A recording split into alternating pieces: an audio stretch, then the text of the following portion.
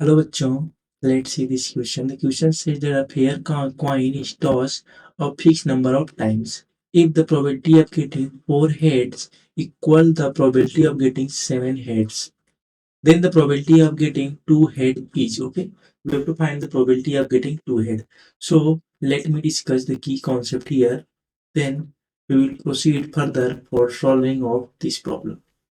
देखिए जब भी इस तरीके की प्रॉब्लम आपको दिखे तो ये प्रॉब्लम जो सॉल्व होती है वो हमारी होती है बाइनोमियल प्रोबेबिलिटी से। ठीक है, बाइनोमियल प्रोबेबिलिटी क्या होती है?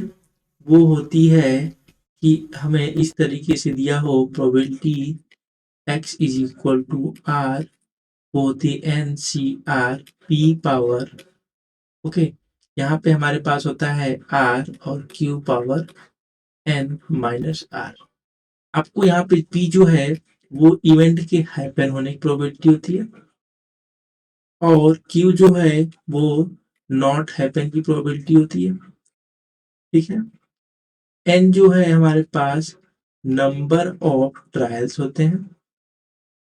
ठीक है, और जो आर होता है हमारे पास वो कोई इंटरमीडिएट कितने बार वो ट्रायल हमने करना है वो हम पर क्वेश्चन पे डिसाइड करते हैं। ठीक है, तो चलिए देखते हैं, अब इसको हम सॉल्व करते हैं।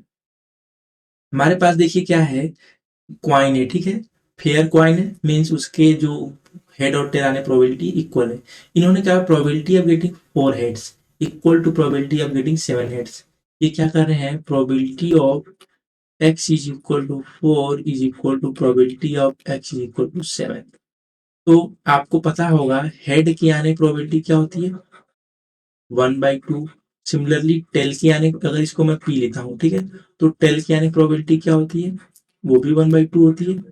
अगर फेयर कॉइन है तो ये क्यू आ जाएगा। ठीक है, तो पी और क्यू हमें मिल गया। अब देखिए मैं क्या करूंगा, यहाँ टोटल नंबर ऑफ ट्रायल्स कितने इन्होंने दिया हमें।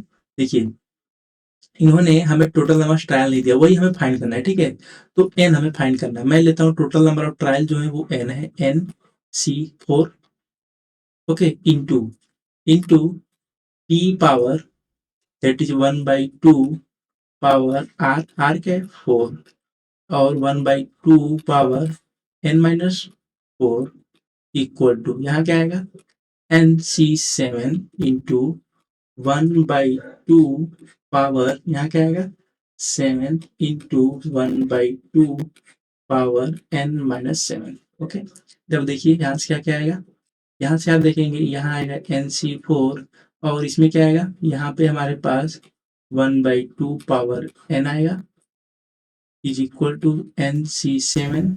यहाँ क्या आएगा 1/2 पावर एन, ये और ये कैंसिल हो रहा है, N C 4 equal to N C 7।